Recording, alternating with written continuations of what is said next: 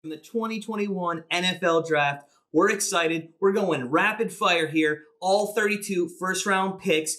Put a comment below with your favorite team. Smash that like button if you're ready for NFL season to start back up. And get ready, because guess who's on the clock? That's right, the Jacksonville Jaguars. #1 overall pick. They're going to take Trevor Lawrence here. Listen, Lawrence is the best player in the draft, and if anyone watched any of the Jaguars games last year, they need a quarterback. This is a no-brainer. So let's move on to the second pick overall, and that is the New York Jets. They're also in need of a QB. They're going to take Zach Wilson. When they got rid of Sam Darnold, they really needed, and that really solidified them needing a QB in the draft. Wilson's the next best option when it comes to moving in the pocket and accuracy with the football, making him the next best selection after Lawrence. If there's any way that Lawrence does not go #1, obviously the Jets would take Lawrence here, but that's not going to happen. So moving on to our third pick overall, that is the San Francisco 49ers. Again, this is repetitive. They need a quarterback. They're going to take Matt Jones out of Alabama. The 49ers still have a deal with Garoppolo here for 2 more years, so they're looking to draft a future franchise quarterback with this pick. Matt Jones has the accuracy and fits well into the Kyle Shanahan's offense, making him a more ideal pick here over Josh Fields. Looking at #4, the Atlanta Falcons have this pick. We don't know what they're going to do with it. Let's just assume they're going to keep this pick. They're probably going to take Kyle Pitts, tight end out of Florida. Atlanta has 3 options here. They could pick the next best QB, which is Fields, get the best player available, or trade down in the draft. I wouldn't be surprised if you see a team like Denver or New England. They might trade up here on draft day and get the next QB available in Josh Fields. But the Falcons lost games last year because of their defense, and it was just horrible. If they had to pick here, it seems hard to pass up an elite tight end that is going to be a red zone threat for them. So look for Atlanta Falcons to take the tight end at #4 if they do stay there. Moving on, #5, Cincinnati Bengals, Jamar Chase out of LSU. If the Bengals learned anything from last year, it's that they need to protect Burrow. However, this draft class, according to PFF, has a first grade round on 7 OLs and day 2 grades on 6 others. It will be much easier for them to grab a couple good offensive linemen later on in the draft. So what do you want to put around a franchise QB? A wide receiver, and they're going to be happy with this pick if he sticks around to #5. Looking at #6, Miami Dolphins, again, young QB in Miami, and they're going to look at wide receiver out of Alabama, Devontae Smith. The Dolphins here are going to be more than happy to take the Heisman Trophy winner off the board with the 6th pick. Tua and Devonta have already played together, and the Dolphins' biggest need to make a playoff push this year is going to be the weapons around their young quarterback. Again, moving on to #7, the Detroit Lions. Repetitive offense here in the first 10. We're going wide receiver again with the Detroit Lions. Jalen Waddle out of Alabama. Alabama's got a lot of good talent coming out in this draft. Losing Kenny Golladay and Marvin Jones speaks for itself. Don't need to get into it, but Goff needs another wide receiver here if he wants to do anything with his new team. Waddle is the next best wide receiver on the board. Look for the Detroit Lions to take Jalen Waddle at #7. At #8, you got the Carolina Panthers. Penny Sewell. Sorry if I'm missing any of these names. I don't know how to say them correctly. Just put in the comments below if you know how to say them. But I think it's Penny Sewell out of Oregon. Offensive tackle at Carolina. That's where they're going to take #8. Sam Darnold's still young, okay? I wouldn't have given up on him in New York City, but they did. And with a new coaching staff around him, there's room for an outbreak season. McCaffrey presumably is going to be back from nagging injuries last season. The Panthers will look to stack their OL. And with this pick, you want to get the best offensive lineman in the draft, and that is this guy out of Oregon. So Carolina Panthers, Penny at #8. We look to our 9th pick, almost rounded out the top 10 here. The Broncos have #9, and here is where Justin Fields, I think, is going to go. He's out of Ohio State, QB. It's safe to say the Broncos need a backup plan for Drew Luck. Personally, I think you just get rid of Drew Luck. Listen, if Sam Darnold can go from the Jets, you can get rid of Drew Luck and not even deal with this guy. Unless they want to pull in some more wide receivers midway through the season. Depending on what the 49ers do, they would likely most have a choice between Fields, Jones or Trey Lance. We like the Broncos, though, to stick with the more experienced, the bigger name player, instead of going the other route like they did with Drew Lock years ago, which really hasn't worked out. So Denver Broncos, Justin Fields, it's going to be a good pick at number 9. Number 10, Dallas Cowboys here. Speaking of Alabama guys, Patrick Surtain, the second cornerback out of Alabama. That's where they're going to take with this pick. The Cowboys need all the help they can get on defense, and Surtain is the best cornerback in the draft, hands down. Should be a no-brainer for Jerry Jones. Let's move on to number 11 pick, and that is the New York Giants. Micah Parsons, linebacker out of Penn State. Great player. And the Giants are close to becoming an 8-win team, and that can actually win the NFC East, as we saw. With the signing of Galladay in free agency, they should be looking at a stud linebacker here, and their defense with this pick will be exceptionally better and give Daniel Jones a little bit of room to breathe on the offensive end. So here we go into our 12th pick. Philadelphia Eagles, J.C. Horn out of South Carolina. He's a cornerback. If any of the top 3 wideouts slip in this draft, don't be surprised if the Eagles draft one here to make up for last year's selection of Jalen Reagor. Unless you are an Eagles fan, I don't think anyone can name a corner on their team besides Darius Slay, which explains this pick to help their secondary. At number 13, the Los Angeles Chargers. Rashawn Slater, great offensive tackle out of Northwestern. The Chargers got a steal last year with Justin Herbert. They really did. He was Rookie of the Year, hands down, in my opinion. When they're healthy, their offense can put up points in a hurry. Best way to ensure that you protect your quarterback is to give him time and find Allen. Williams and Gutton down the field. Also doesn't hurt to have a blockbuster Austin. Does not hurt to add a blocker for Austin Eckler there. So Minnesota Vikings at 14, they're going to take Christian Darrisaw, offensive tackle out of Virginia Tech. The Vikings really targeted helping their defense in free agency and added a few defensive ends and tackles. So it makes sense that they would pick an offensive lineman here to give Cousins some protections, and another great blocker for Cook is also a bonus. They do need some help, however, at safety as well, so don't be surprised if they grab Trayvon Moehrig from TCU as well. 15, almost halfway through here. It's going to be a fun night at the NFL draft. Comment below if your team is picking high, picking low. How are they going to do? Let us know below. Smash that like button if you love the fact that the NFL season is beginning.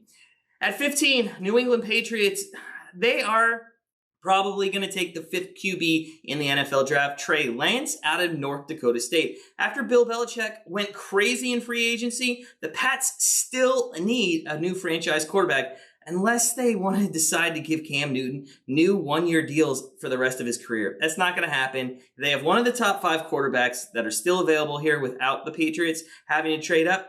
They shouldn't think twice about this one. Moving on to 16, the Arizona Cardinals, a team that I actually thought was very close to being a top contender last year. It just didn't work out. They're going to take out a Northwestern cornerback, Greg Newsome II. Arizona needs to add another weapon to their offense, but losing Patrick Peterson in free agency is enough said. They need to address the more urgent need that is drafting a solid cornerback to force opposing QBs to hold on to the ball longer and let the addition of J.J. Watt prove worthwhile. Moving on to 17 pick, Las Vegas Raiders, Elijah Vera Tucker, offensive tackle out of USC. Your name has been called with the Raiders. The Raiders learned anything last year. It is you need to have a backup offensive lineman. Trading Rodney Hudson to Arizona was not very helpful either. So they need the best available offensive lineman with this pick at 17. At number 18, Miami Dolphins get their 2nd first-round pick here. They're probably going to take Kwity Paye out of Michigan. A lot of mock drafts have the Dolphins taking a running back here, and none of the teams between the Dolphins' next pick at 36 have really an immediate need for a running back.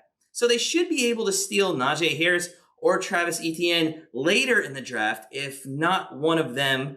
Either of the UNC running backs entering the draft seem like a good fit with Myles Gaskin as well. They should help their defense here after losing Van Noy and a couple other defenders, hence why they're not grabbing the running back at number 18. Moving on to 19, the Washington football team. Looks like that name's going to be sticking around for a while. So the Washington football team, they're going to take Tavon Jenkins out of Oklahoma State. If Washington does not trade up to try to get a quarterback, The next top priority for them is to get an offensive lineman. They need to get a high prospect who will pan out to be a long-term left tackle and complete their offensive line. So look for them to take the offensive tackle there at 19. Moving to 20, we got about 12 picks left. The Chicago Bears are going to take Kadarius Toney out of Florida, wide receiver, great player in the SEC.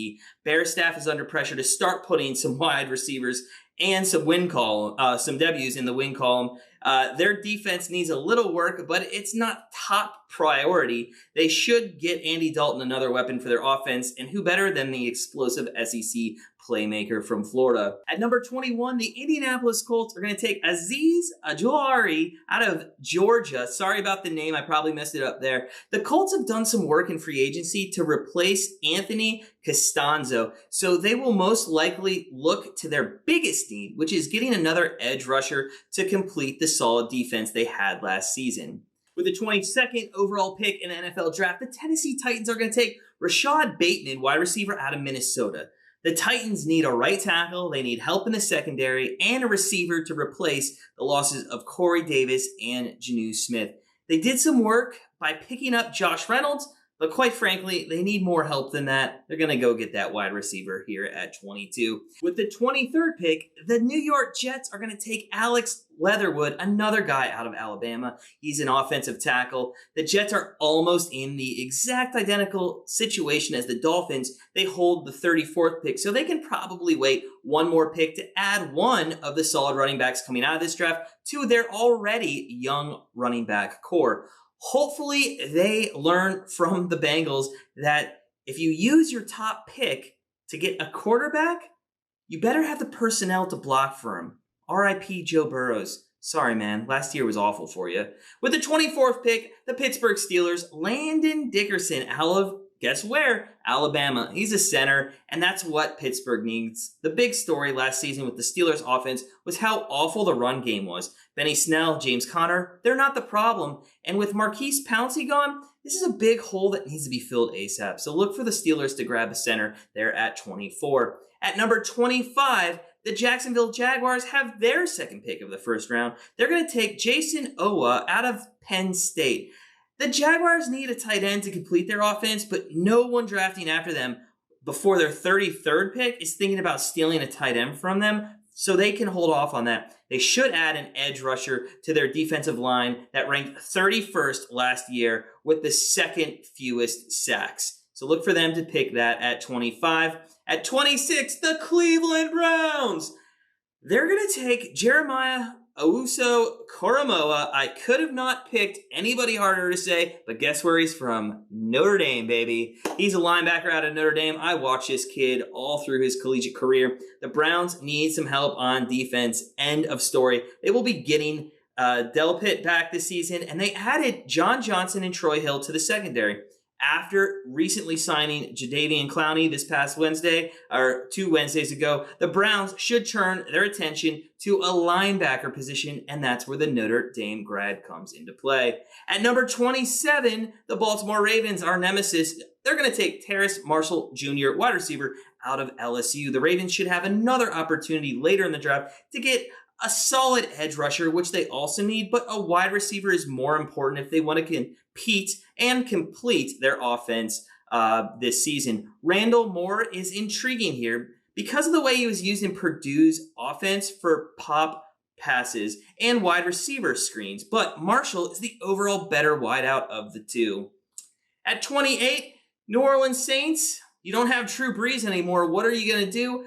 You would think maybe offense, but we're actually going to go with Zaven Collins, linebacker out of Tulsa. The Saints need a lot of things, but comparing their offense to their defense on paper, the defense definitely needs more help here. Losing Jenkins in the secondary was a big loss, so drafting Asante Samuel Jr. is intriguing. They also need this draft pick to make an immediate impact as a leader with the loss of Drew Brees. So look for that pick at 28. Moving into some elite teams now, 29, Green Bay Packers. They're going to take Jamin Davis, a linebacker out of Kentucky. There is a reason why almost every mock draft has the Packers taking a linebacker with this pick. It's because of the way their defense played in the NFC Championship game. Losing Christian Kirksey doesn't help either. At this point, they have to decide whether they want a linebacker from Kentucky or Missouri. Jamin Davis, he's the better option here.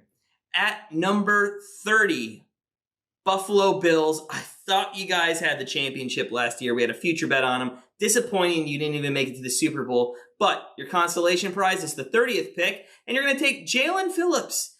And out of Miami, Florida, University of Miami, where my wife went. She knows this guy personally. One of the main reasons with the Bills were not able to stick with the Chiefs in the AFC Championship game was because of their inability to put pressure on Mahomes. The secondary needs a little work, but this should be their chief concern with their first pick in the draft. So look for the guy out of Miami to be taken at 30 with the Buffalo Bills. At 31, the Kansas City Chiefs. This is where Asante Samuel is going to go. The Chiefs just continue to get stronger. Cornerback out of Florida State. The Chiefs have a lot of good options here. However, if you watch the Super Bowl, the other big problem they had besides their offensive line falling apart was the secondary just got picked apart by Tom Brady, which he picked apart everybody, and they got shredded by the Bucs receivers. Adding a solid cornerback here seems like the right move. Look for Asante Samuel to be taken at 31. And finally, to round out the first round of the draft for the NFL, Tampa Bay Bucks are Super Bowl champions. Unfortunately, I wasn't a big fan of Tom Brady winning yet again, but you know what? I'll admit, he's the GOAT. They're going to take Christian Barmore, and what would the first round be without one more Alabama player, a defensive lineman? What do you do when none of your starters leave and you just won a Super Bowl? Because that's where the Bucks are. And it's a good question for Jason Licht, but it makes sense here to pick a player with the brightest future. And for the Bucks, it wouldn't hurt to add some depth to their D-line as well. So they're going to go with him here at 32. That rounds out all 32 picks in our mind. Let us know below. Who do you have picking your favorite team? Who's going first round? Who do you like? Let us know below. Smash the like button. Before we go, I just want to let everyone know that we are having a $1,000 contest here at Grandstand Bettors. We kind of previewed it last week, but if you're interested in joining our free sports betting NFL contest, all you have to do is click the link in the description below, sign up, you'll get a confirmation email, and then you're going to be on your way to having the opportunity to do a Westgate Super Contest style contest this fall during the 2021 NFL season. So that's it. That's all our picks. I know I said rapid fire. That went way too long, but hey, that's what the NFL draft is all about. We're going to tell you one more thing. For $50, if you can name the Mr. Irrelevant pick, which is the last pick in the NFL draft, in the comments below, put who you think is going to be Mr. Irrelevant. We'll give you $50 if you get it right. No strings attached. Throw it in the comments, smash the like button, subscribe to the channel, and hey, as always, sit back, relax, enjoy the NFL draft while we do the work and you do the winning.